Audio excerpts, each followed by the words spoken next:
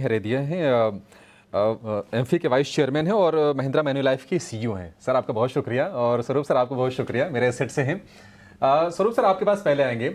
आपको sir budget कैसा लगा? क्योंकि हम जितने लोगों से हमने बातचीत की ना, किसी ने भी 7.5 से कम नंबर नहीं दी। तो हम नंबर से शुरुआत कर लेते हैं। आपका नंबर कितना लिए?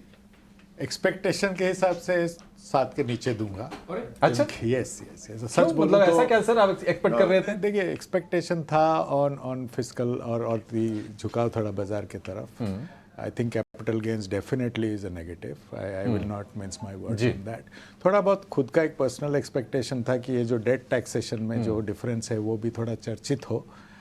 वो दोनों ही नहीं आए। So clearly whether next 4-5 budgets में आएंगे कि नहीं, I do not know, but at this moment ये बजट में प्रायोरिटी जो मेन था गवर्नमेंट का एम्प्लॉयमेंट में, उधर झुकाव था। Nothing right, nothing wrong, personal expectation. अगर ये नेगेटिव है, क्या अभी और ये डिस्टर्ब करेगा मार्केट्स को? नहीं, बाजार इज, प्लीज डोंट, बाजार इज लिक्विडिटी ड्रिवन। उधर पैसा है तो भाव चलता है, right? Don't confuse the two.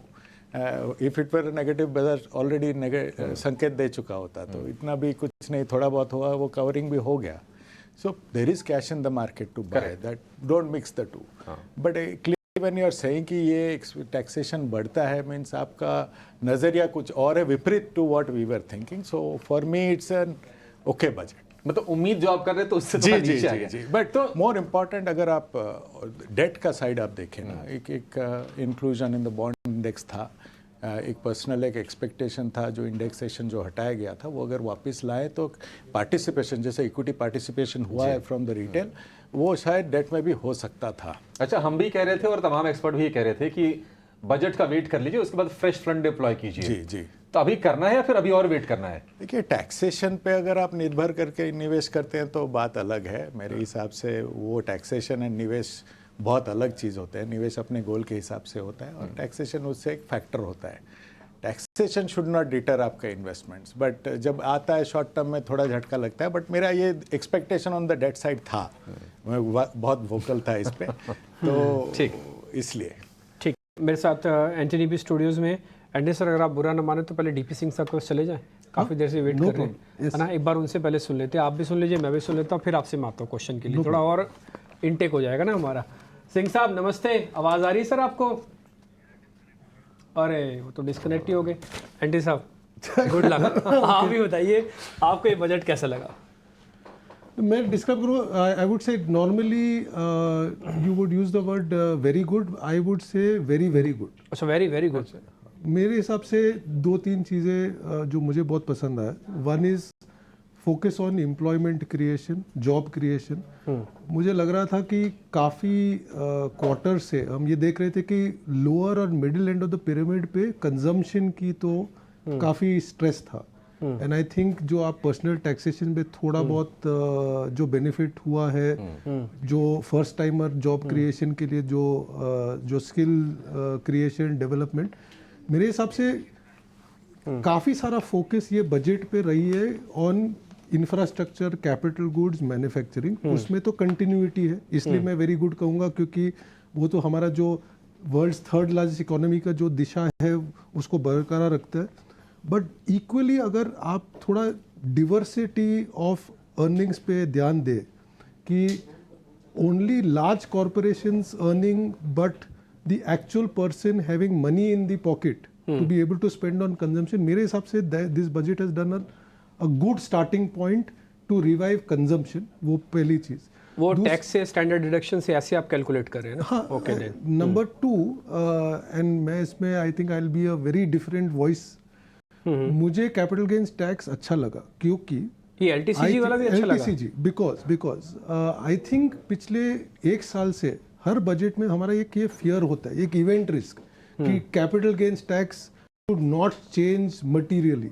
और मेरे हिसाब से 10 to 12.5% is not that significant. Sir 25% हो गया वैसे। नहीं, आप 25% एब्सोल्यूट टर्म्स आप देख सकते हो, लेकिन मेरा पॉइंट ये है कि कैपिटल गेन्स टैक्स जो वर्ड है ना, हम फोकस करते हैं कैपिटल गेन्स पे। पहले आप कैपिटल गेन्स कीजिए, उसके बाद आप टैक्स। अगर मैं ये बजट की जो process to create capital gain करूँ over the long term, I would rate it 9 out of 10। तो फिर आई वुड रादर पे 12.5% of a gain then be happy paying 10% on not so much of a gain। तो मैं ये कहूँगा कि शायद maybe things like STT etcetera FNO पे उस पे तो क्लियरली शॉर्ट टर्म मार्केट में इम्पैक्ट होगा, बट मैं LTCG में मेरे हिसाब से एक बड़ा event risk out of the way है, so market can then focus on fundamentals and move forward. नहीं, बात क्या करते हैं, समझ लेते हैं कितना टैक्स बचेगा। कविता हमारे साथ है पूरी की पूरी कैलकुलेशन लेकर। कविता, 3 लाख तक कोई टैक्स नहीं, हाँ, बचत टोटल कितनी होगी इसमें? वो होंगे मैं, लेकिन उसके साथ साथ जो हमारे एक्सपर्ट्स हैं उन सबको हेलो कर लेते हैं। मैं सुबह से इनसे मुखातिब नहीं हो पाई हूँ, तो डीपी सर हेलो, स्वरूप एंड एंथनी। और वन राउंड ऑफ क्वेश्चनिंग आप सभी के साथ हो चुकी है कि बजट कैसा है और कैसा अब निवेश को आपको अपना रिवैम्प करना चाहिए। प्राइमरी काम आपने कर दिया, थोड़ा सा हम बारीकी में जाते हैं। स्वरूप, आप अभी निवेशक हैं, बजट आपने सुना है, LTCG STCG और उसके साथ साथ जिस तरह के बदलाव किए गए हैं नए टैक्स रेजिम को लेकर भी, जहां पे अगर आपकी सालाना आय 10 लाख है तो आपको 10% टैक्स देना होगा। सधा हुआ बजट है, आप सब कह रहे हैं। एंथनी की मैंने बस फर्स्ट लाइन सुनी कि it is a very very good budget, तो मैं समझूंगी आपसे आगे। लेकिन अभी आप एक निवेशक हैं, तो आप क्या बदलाव करना चाहेंगे तमाम टैक्सेशन के चेंजेस को देखते हुए? एक तो एक जो उनका संकेत था लास्ट बजट में कि झुकाव न्यू रेजिम के लिए रहेगा, हाँ, वो बरकरार है। So that is continuity, always continuity is welcome, right. Will it move the needle for consumption? I doubt it. इतने में कुछ इतना झुकाव नहीं होता। कंजम्पशन अगर बढ़ना है तो बिग बैंग करना पड़ेगा। ये 30,000 या 50,000 में इतना छूटेगा कि नहीं, आई डाउट इट, बट एक स्टेप है। I will definitely agree. अभी फाइनेंशियल इंक्लूजन तो शुरुआत है, इसमें अगर जब भी आप टैक्सेशन से थोड़ा छेड़छाड़ करते हैं तो बाजार थोड़ा फ्रॉम एन इंक्लूसिविटी परस्पेक्टिव थोड़ा पीछे हट जाता है। जितने अभी कितने निवेशक आए हैं बाजार में, आपको इधर बढ़ाना है, उसके लिए थोड़ा मेरा व्यू थोड़ा नेगेटिव था, क्योंकि ये तो शुरुआत है of moving of assets from fixed assets to financial assets. ये एक तरफा होना चाहिए। 5-10 साल आप इसको एक तरफा बरकरार कंटिन्यूटी रखेंगे तभी more and more people will come into the market. अगर फ्रॉथ है तो फ्रॉथ एड्रेस करने के लिए दूसरे उपाय होने चाहिए, not penalise the taxes. That is my limited thing. तो देखिए, मैं निवेशक के हिसाब से 12% से कुछ फर्क नहीं पड़ने वाला, क्योंकि मैं रिडीम नहीं करता हूँ। 10-12 साल बाद जब रिटायर करूंगा तब शायद कुछ सोचूंगा, SWP करूंगा। अभी तो एक्यूमुलेशन फेज में हूँ। बट थोड़ा बैठ के सोचते हैं कि व्हाट इज द इंटेंशन, कि इनकरेज कर रहे हैं या डिस्करेज कर रहे हैं। एट दिस स्टेज जब India is at a very strong wicket, मेरे हिसाब से more encouragement is needed than discouragement. Whenever taxation, even if it is 10 to 12%, will go down as it is a very honest confession. I am just being to the point. बिल्कुल। DP sir, अब governor साहब की, RBI governor साहब की मंशा ये थी कि फिक्स डिपॉजिट की ओर लोगों को थोड़ा सा ले आ जाए, लेकिन जिस तरह के बदलाव होते हुए दिखाई दे रहे हैं, अब तो म्यूचुअल फंड्स की ओर या ओवरऑल इक्विटी की ओर हम देखें तो स्वरूप की बात से आप कितना इत्तेफाक रखते हैं?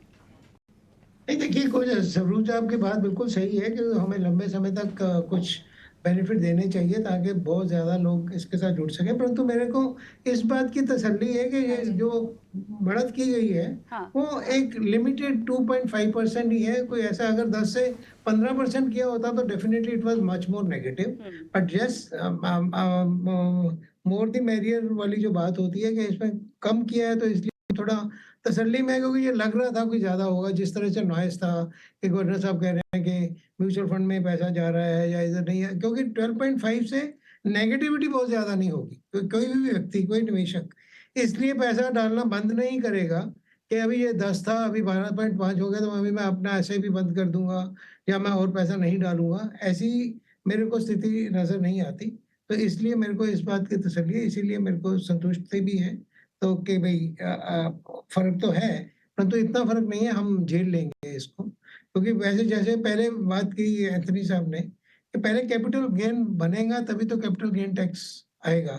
तो गेन बनाने के ऊपर ज्यादा जरूरत है बजाय कि इस पे टैक्स कितना देना है। तो मेरे ख्याल में इस जो भी शॉक है, it's a minor shock, will be able to बिल्कुल। मेरे ख्याल से साक्षरता की भी जरूरत होगी, जो आप जैसे इंडस्ट्री रिप्रेजेंटेटिव जरूर करेंगे। कैपिटल गेन एग्जेम्पशन को भी यहाँ पर है 1 से 1.25 लाख अब इसको कर दिया गया है। सो ओवरऑल लबोलुबाब जो आप सभी की बातों से मुझे समझ में आ रहा है वो ये है कि छोटा मोटा शौक है, हम इसको अब्जॉर्ब कर लेंगे।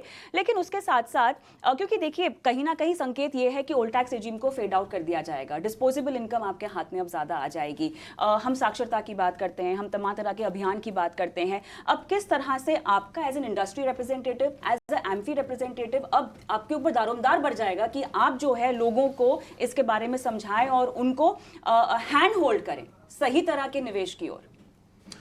तो फर्स्टली कविता मैं ये कहूँगा कि अगर ये बजट से मैं एक मैसेज लेता हूँ कि आवर गवर्नमेंट या फाइनेंस मिनिस्टर ये कंसर्न रख रही है कि हर पार्ट ऑफ द इकोनॉमी को बरकरार रखना है, चाहे वो मैन्युफैक्चरिंग हो, चाहे वो इंफ्रा हो या कैपिटल गुड्स। और मैं स्वरूप से सहमत हूँ कि जितना उसने किया है वो कंजम्पशन के लिए इतना इनफ नहीं है, लेकिन मेरे हिसाब से ये स्टार्ट मैन्युफैक्चरिंग के लिए भी 2018-19 में स्टार्ट ही था। अभी तो ऑब्वियसली मेन फोकस है। मैं ये आपके शो के माध्यम से एक इम्पॉर्टेंट मैसेज दूंगा इन्वेस्टरों को कि मैं अगर फ्लोज देखूंगा तो 80% ऑफ द फ्लोज आजकल थीमेटिक फंड में आ रहे हैं। इसका मतलब लोग ये सोच रहे थे कि नहीं सिर्फ मैन्युफैक्चरिंग ही परफेक्ट है या सिर्फ इंफ्रा परफेक्ट है। और मेरे हिसाब से अगर ये बजट एक मैसेज देता है कि आप डिवर्सिफाइड रहो, क्योंकि अपॉर्चुनिटी इकोनॉमी की कौन सी पार्ट से आएगा और क्या वैल्यूएशन पे आप लोगे, बेस्ट ऑप्शन फॉर इन्वेस्टर मेरे हिसाब से ये बजट के बाद, जैसे डीपी ने भी कहा था और मैंने पहले भी कहा था, ये कैपिटल गेन की इन्वायरमेंट क्रिएट करती है। वो इंग्लिश में एक कहावत है ना, don't put the cart before the horse. तो हम पहले टैक्स के बारे में नहीं सोचते, पहले कैपिटल गेन्स के बारे में सोचे, नंबर 1।